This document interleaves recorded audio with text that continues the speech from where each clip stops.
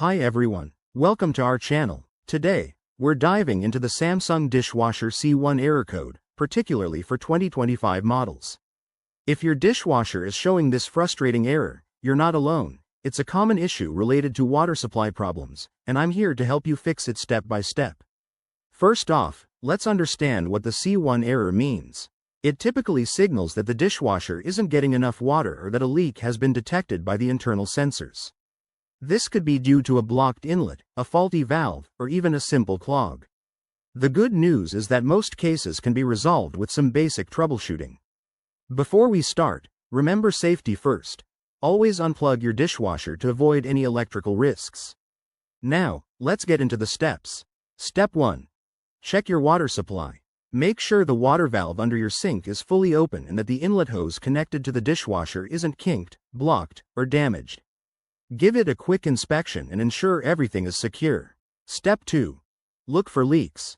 Pull out the dishwasher carefully and check the bottom for any water buildup. If you find leaks, dry the area thoroughly and run a test cycle to see if the error persists. Step 3.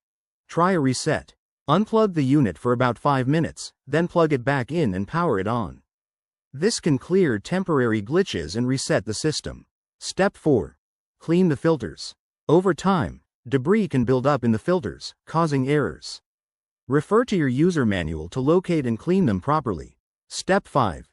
If the problem continues, inspect the float switch, a small device that detects water levels.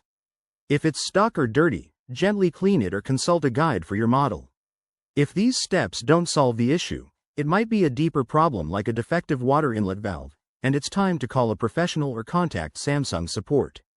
Regular maintenance, like checking hoses and filters monthly, can prevent this error in the future. Thanks for watching. I hope this helps you get your dishwasher back in action. If you found this useful, hit that like button and subscribe for more handy fixes.